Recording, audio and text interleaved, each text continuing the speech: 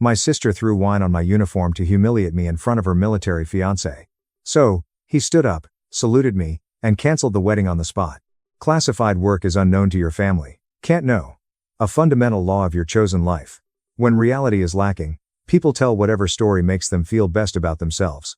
Chloe, my younger sister, found that story straightforward, convenient, and nasty. She considered her older brother useless, a paper pusher, a costumed imposter who failed in the real military.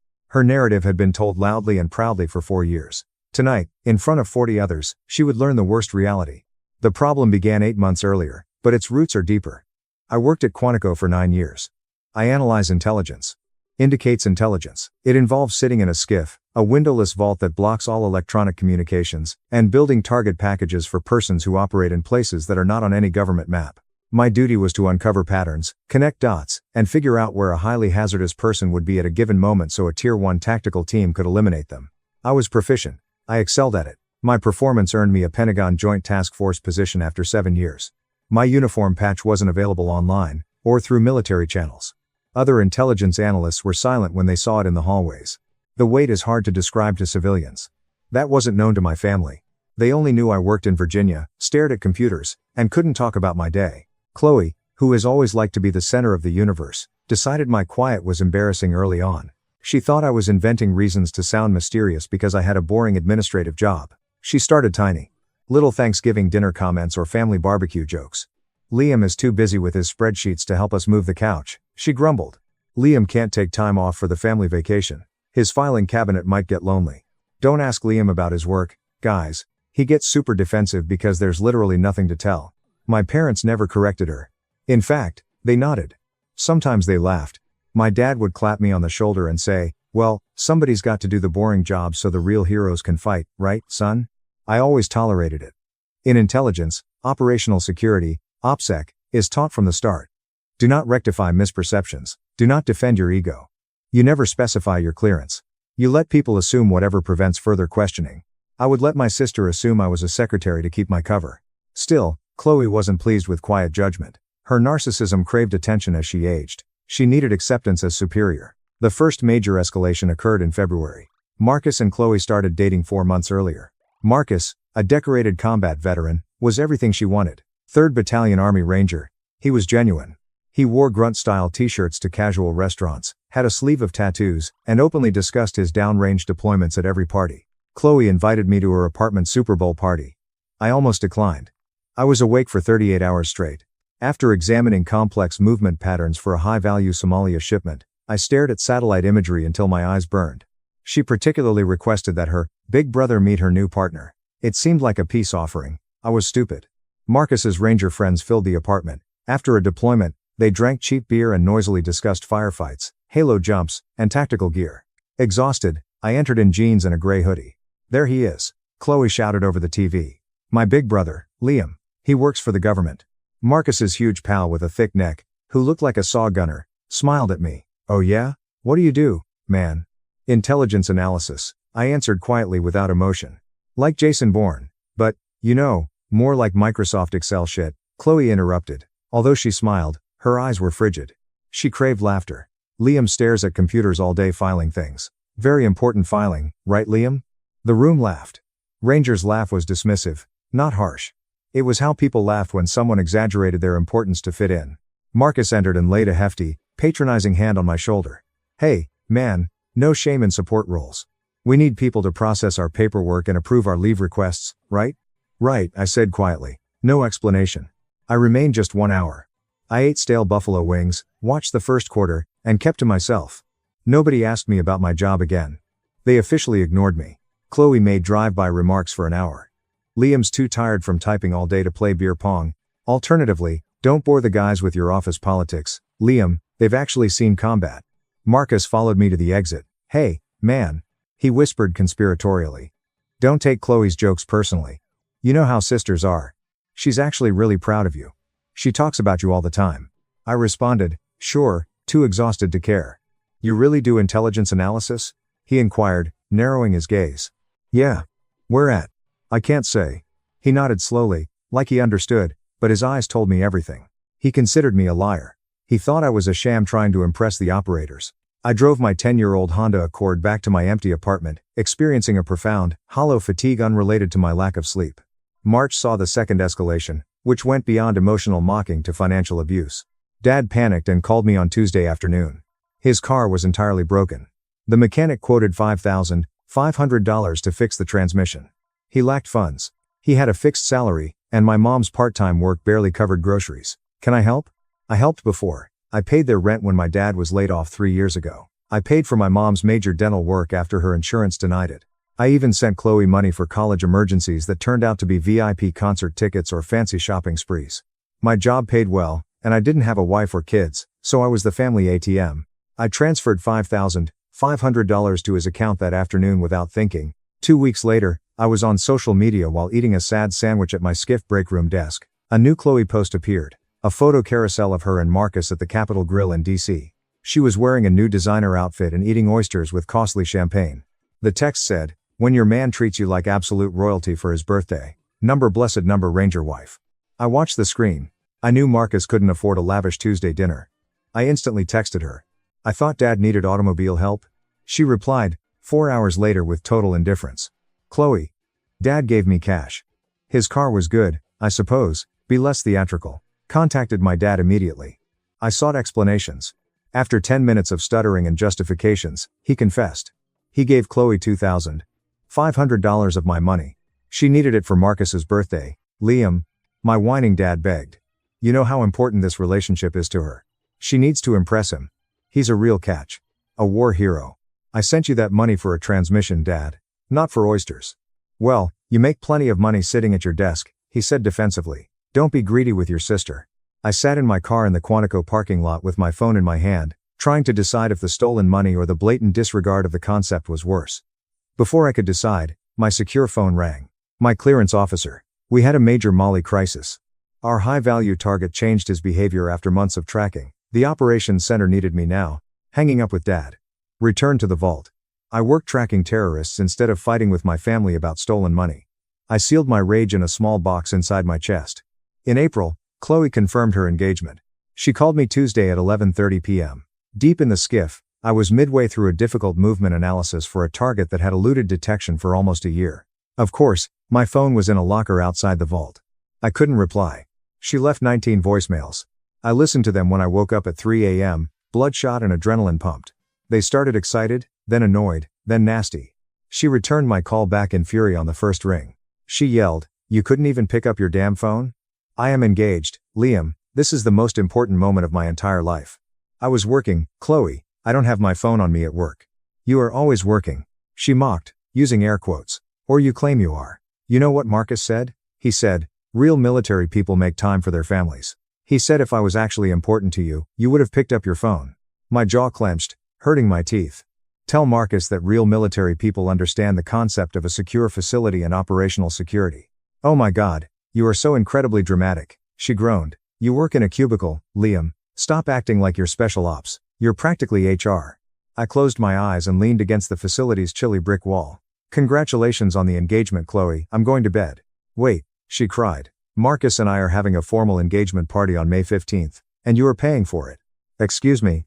You owe me, Liam. I covered for you growing up. I made you look good when you were a weird, quiet nerd. And now you're going to stand there and pretend you're too important to celebrate my happiness? After you threw a fit over Dad giving me a little bit of money? I am not paying for your party. Then you're proving you're exactly the selfish, jealous loser Marcus thinks you are. We want the private room at the Capitol Grill. I'll send you the invoice. Wear your dress uniform. Marcus wants to see it so he can laugh at your lack of medals. She hung up. The orange streetlights illuminated the empty parking lot as I attempted to remember when my sister became a parasite, but I was too tired to resist. Tired beyond belief. I paid the deposit the next day to stop the calls. The engagement party was May 15. On May 10, 5 days before supper, my world exploded. I was called to an emergency briefing at 0400. My 3-month-old target package was implemented by a Tier 1 team. The valuable objective was out of play forever. 0 civilian deaths. The movement patterns I observed made the operation clean. After that, Colonel Hayes called me into her office. A 5-year veteran and former DIA analyst, she briefed the National Security Council weekly. Praise was not given lightly, she said, Captain Liam Barnes, referencing my rank. I was captain 8 months ago, But our unit's nature meant most individuals called me by my first name or call sign. That was exceptional work.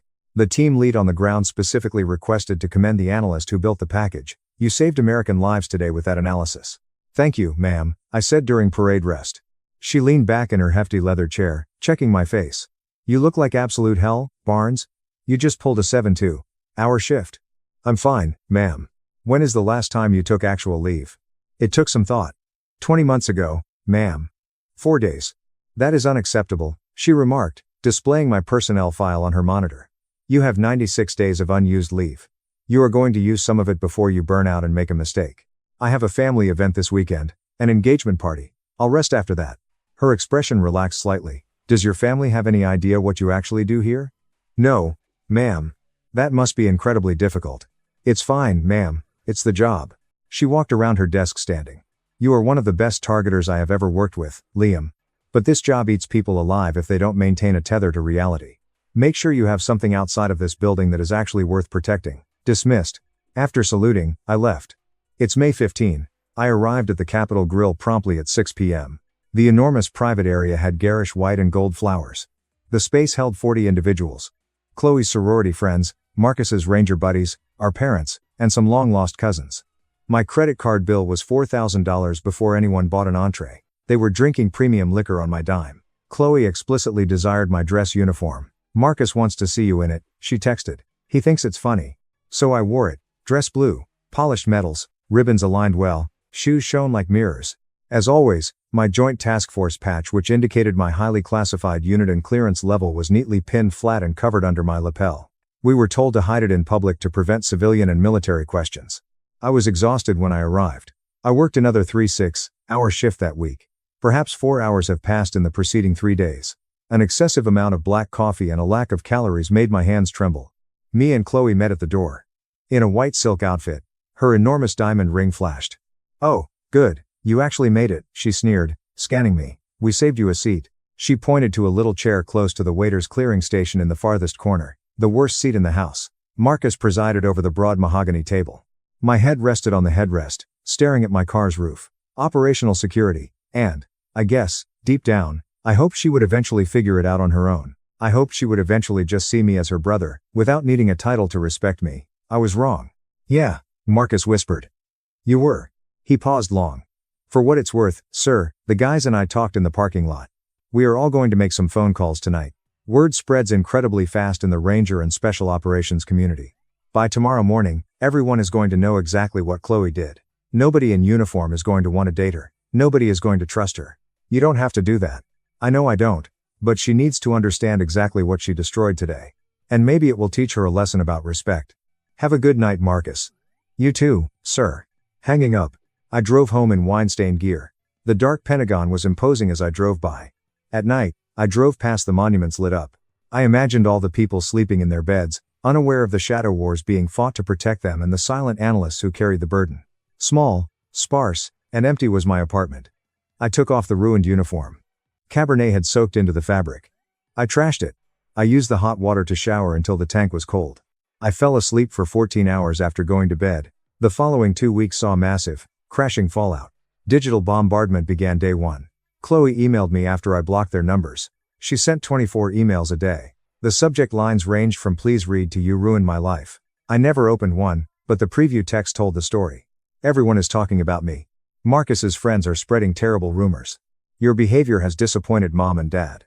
I selected all and deleted. Day 2 brought physical conflict. At 9 a.m., my apartment door was pounded loudly and aggressively. I saw my dad through the peephole. I almost ignored him, but I knew he would scream until the police arrived. Opening the door, "Son," he pushed into my entryway immediately. "We need to sit down and talk about what happened." "No, we don't. Get out." "Liam, your sister is completely devastated. The wedding is officially off.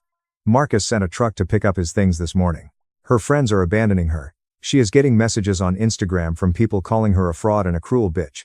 Actions have consequences, Dad. You can fix this." He shouted, becoming red. "You can post something online. Tell people it was a massive misunderstanding. Tell them you exaggerated your job to Marcus and that Chloe was right all along." I was astonished by his audacity. "You want me to publicly lie about my military service, commit a security violation, and humiliate myself, just so Chloe looks better to a guy who already dumped her?" I want you to help your sister. That's what family does. I have been helping my sister for 10 years. I yelled, furious. I sent you $5,500 for a broken car, and you gave half of it to her for a birthday dinner. I have paid her rent. I have paid off her credit cards. I paid $4,000 for that dinner where she threw wine in my face. My dad was briefly uneasy, shifting weight. She was drunk, Liam.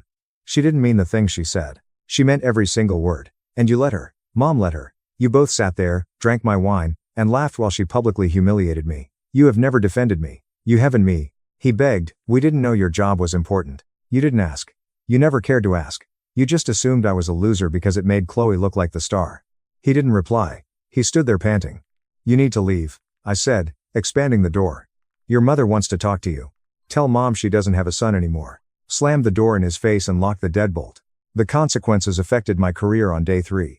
Walking into Skiff, I returned to work. Colonel Hayes called me into her office before I could log into my terminal. Take a seat, Barnes, she said, with a blank expression. I listened intently. Ma'am. I received a very interesting phone call this morning, she said, folding her hands on her desk. From a Staff Sergeant Marcus Brennan, 3rd Ranger Battalion. He managed to track down my office number through the SOCOM directory. Stomach fell into shoes. Ma'am, I can explain the situation. She reached out to stop me. He called to formally apologize for disrespecting a Joint Task Force member. He also wanted to officially commend you. He said you handled a highly volatile, ugly civilian situation with absolute professionalism and restraint. He stated that if more operators had your level of discipline, the military would be a significantly better place. Blinking, I was silenced.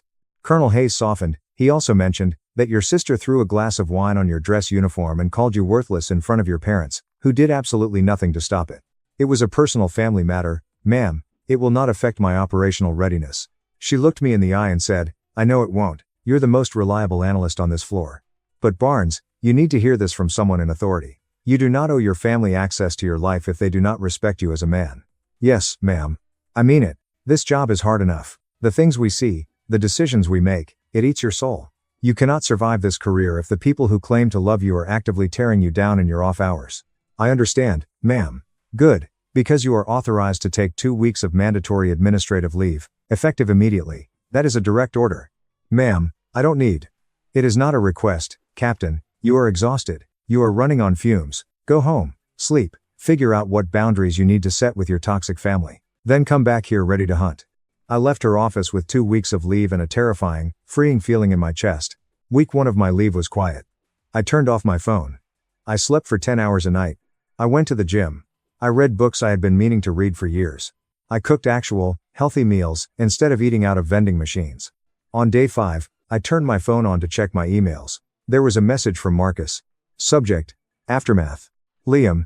Wanted to give you an update. Chloe has been calling me non-stop from spoofed numbers. So, have your parents, begging me to give her another chance, or to talk to you. I have blocked them all. My guys and I made good on our word. The story spread through the Ranger and SOF community down at Bragg and Benning. It's not spreading as gossip, it's spreading as a warning. Don't date someone who disrespects service members, especially quiet ones. Chloe's social media got absolutely hammered. People she doesn't even know were calling her out for stolen valor by proxy, claiming her brother was a coward while she benefited from his money and his protection. She ended up deleting all her accounts.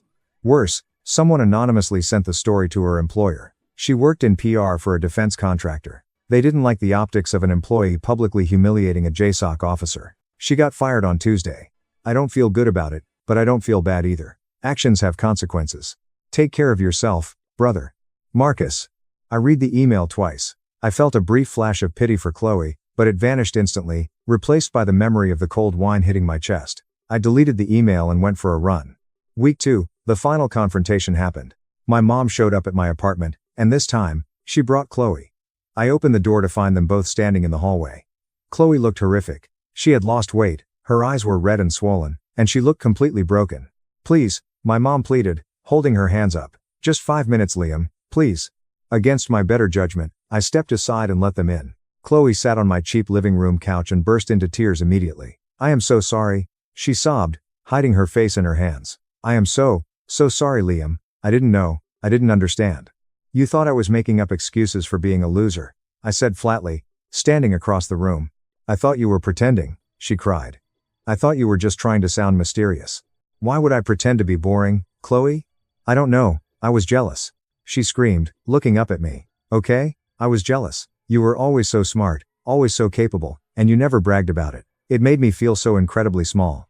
I thought if I could make you seem pathetic to other people, I would seem bigger by comparison.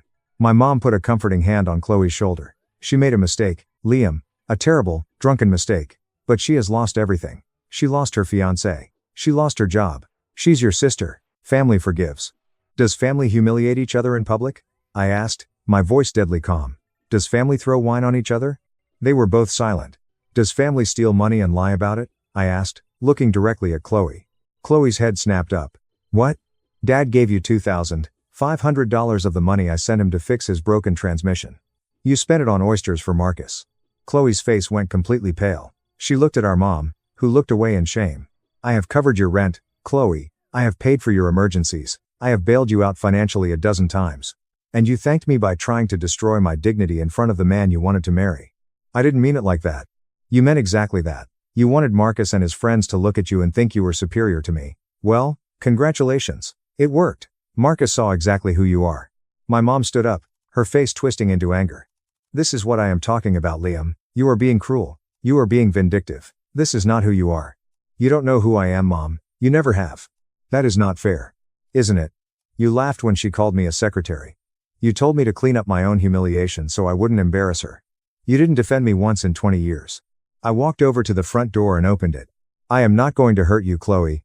I said quietly. I am not spreading stories. I am not trying to ruin your life, but I am not going to fix this either. This is your consequence. Yours, Mom's, and Dad's. Chloe stood up slowly. You're just done with us? I am done being your ATM, and I am done being your punching bag. I am cutting contact. Do not call me. Do not come to my apartment. If you try to contact my command again, I will file a harassment report. They walked out of my apartment in absolute silence. I closed the door, locked it, and finally exhaled. 3 months after the dinner, I was officially promoted to major. Colonel Hayes highly recommended me for a prestigious targeting position at SOCOM headquarters in Coronado, California. It meant more responsibility, much better pay, and a chance to work directly alongside the best special operations forces in the world. I accepted the transfer immediately. I packed up my apartment, sold my Honda, and moved across the country. The day I left Virginia, Marcus sent me one last text message. Heard about the promotion to major. Congratulations, sir. You earned every piece of it. For what it's worth, you were 100% right to walk away. Some people do not deserve access to you. Stay safe out there. I saved the message, not because I needed his validation, but because it reminded me that respect is earned by actions and integrity, not demanded by blood relation. Coronado was exactly what I needed. The work was incredibly hard, and the hours were still brutal, but the environment was entirely different. I was surrounded by people who understood exactly what I did and why it mattered. I made real friends, operators, analysts, and pilots who had been where I had been. People who measured you by your quiet competence, not by how loud you bragged at a party. I also started therapy. I found a great civilian therapist named Dr. Emily Chen, who specialized in treating military personnel and untangling toxic family dynamics.